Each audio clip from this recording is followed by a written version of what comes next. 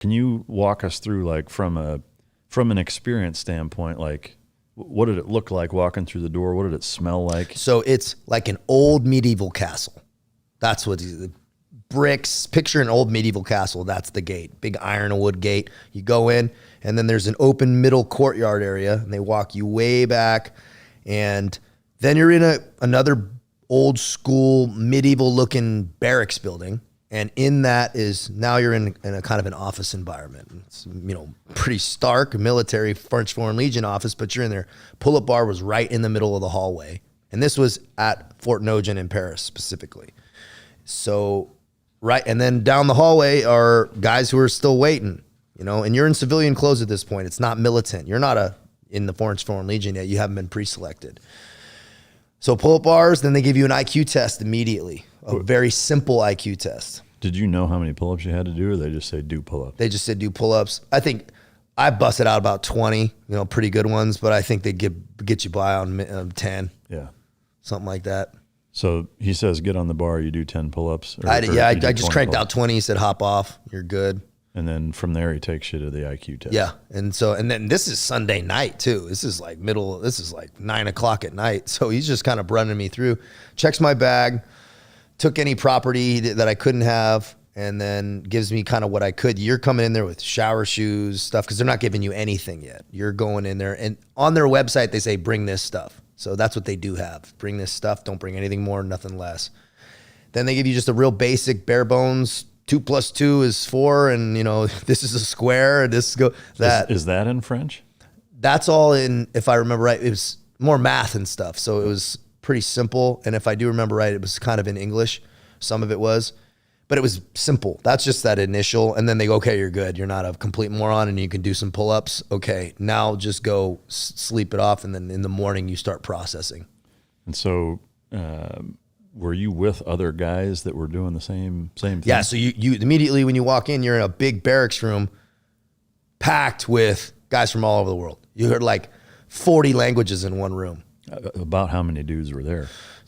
Probably about 60 or 70 probably in this holding pattern. Yeah. At this point. Do you know about how long they collect people until they start a... Yes. So it's kind of on a 2-week cycle. Okay. That's kind of, so the pre-selection takes about a week to 2 weeks to actually get pre-selected. And so the next morning, then they're going to start doing your med checks. And a lot of guys, they're strict on the teeth because they had a lot of problems with guys coming in to the French Foreign Legion to get their teeth fixed and then deserting. So France was like, no more of that. So they're strict on the teeth. They're strict on the feet. They're strict on and their legs, like your shape of your leg, your body shape is important to the Legion and your BMI. Really? Mm-hmm. Did you have the caps on your lower teeth when you showed up? No. So they did that? No, I did it later as an upgrade. I got you. I mean, is it purely cosmetic, or is it? Well, I had chipped a couple on the bottom, and I asked the dentist in Turkey, I was like, hey man, how do I just make this not happen anymore? And he's, because I had, really good teeth. He's like, well, what do I do? I said, can you put some metal down there, man? And he's like, we can if you got the money. I said, I got the money. Let's rock and roll. He's like, you sure? I said, absolutely, man. In Turkey. Yeah. Fucking Christ. This fucking stories you have. All right. So back to the pre-selection. It's about 60 dudes, 40 different languages ish. Were there any, there's got to be some peacock feathers fucking eyeballing, sizing each other up. What was that like? So you got to remember the mafia groups. So you got, language is important. Yeah. And nobody's speaking French. So you got a lot of guys from Ukraine. Like 10% of the French Foreign Legion's Ukraine. You guys from Ukraine. Yeah. So it's a big percentage. Do you know why? You got a lot of Nepalese.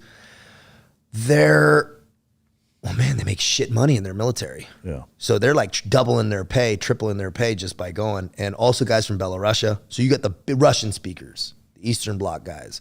Then you got the English speakers that are scattered. You got guys from UK, guys from, very few from the United States or Canada, very few. A lot from Nepal also, because their Gurkha selection's so difficult that the guys don't get through, that they come to the Foreign Legion. And those are and Brazilians. That's kind of the bigger groups. Really? So, Spanish, Portuguese, Russian, and English. Were there any other Americans when you were there? One cycled through. Nobody got selected, though, just me. Yeah. What was his story? Did you talk to him much? Yeah, he had a felony gun charge that he couldn't get in the military in the United States. Oh, okay, so he hadn't been in the military. No. Man, that's wild. So, in that, I guess, concoction of different dudes, where's the strangest place of anybody that you met being from? Mongolia came on my radar a little bit more than it normally had. Really? Yeah, so you got those Genghis Khan cats, and they're tough, man. The Mongolians are no joke. Yeah. Yeah. Man, that's some wild shit. So that language is like heavy too, man. Yeah. Mongolians like hardcore. yeah. Yeah. In what way? It's that like what are those ogres in Star Wars or whatever? That's like it's hardcore. That's what it sounds like. No shit. Yeah.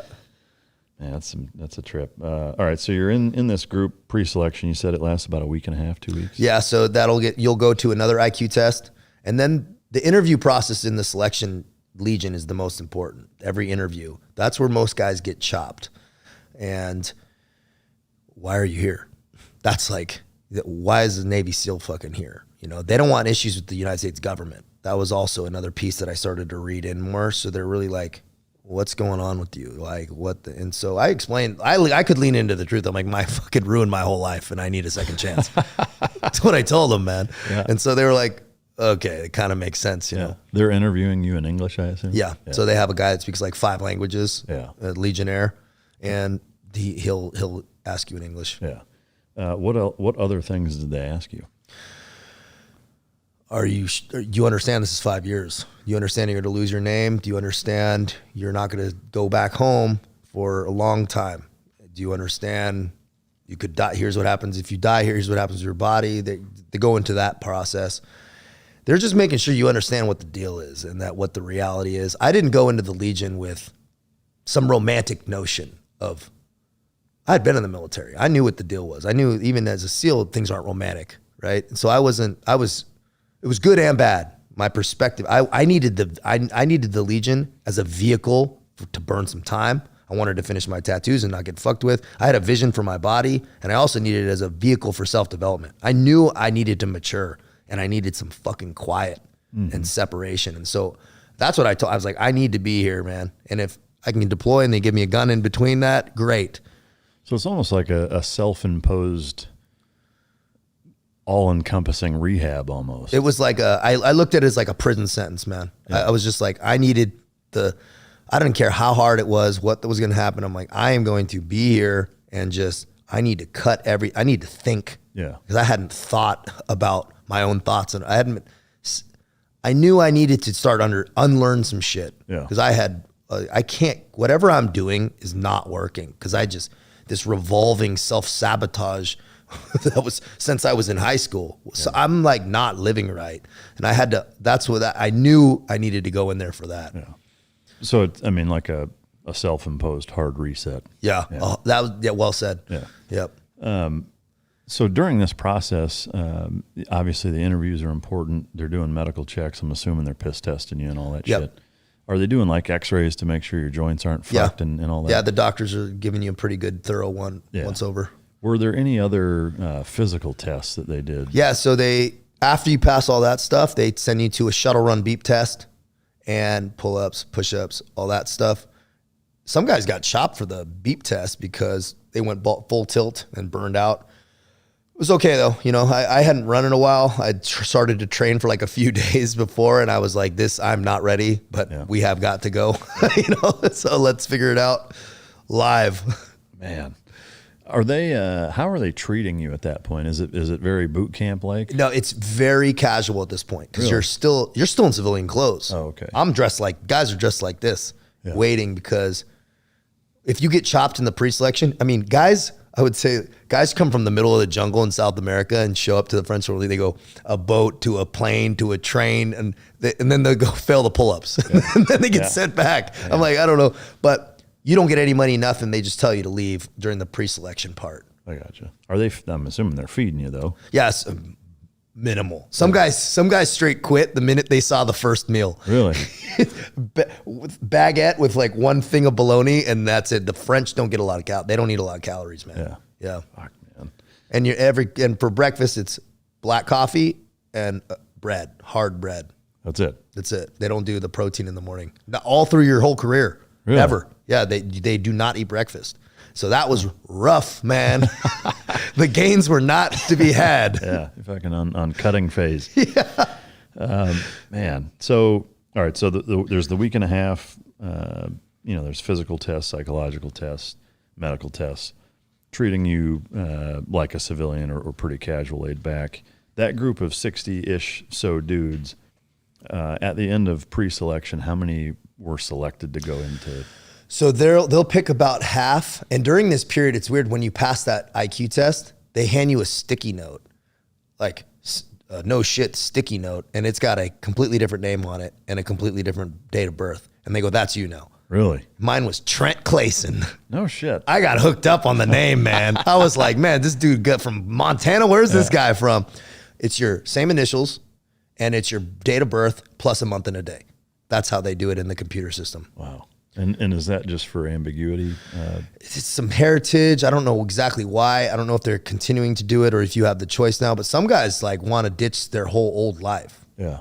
I wasn't there, but after a couple of years, you can route up some paperwork a little higher, and then you get your passport and your name back and stuff. If you don't do that, I mean, let's say you're one of those guys that wants to disappear and become somebody else, you can do that there? They give you a European social security number. You can get French citizenship, and you become that person. Really? Yep. Dude, knowing that, there's got to be, when you talk about, mafia guys or whatever, like there's got to be some dudes that absolutely WITSEC wise are like, fuck, this is how I'm. I know a couple of them. Yeah. Dude, I mean, you probably don't want to share why they're there. Man, dude, it's everything on the side. I'll say what the Legion's very strict on. Like if you're coming in on a sexual crime, absolutely no go. Yeah. Like things like that, they're like. And they'll know like from a because they do Interpol. Yeah, they do Interpol, and they don't want international arms trafficking issues or drug. They don't want that Interpol deal. But Interpol has come to the gate at Foreign Legion regiments, and they told them to fuck off. It has happened. Wow. Yeah. So have they come there and be like, give us this dude, and, and they turn them over? Or they're once they're there? They protected guys before. Really? Yeah, they told the Interpol to fuck off. Wow. Man, it's a trip.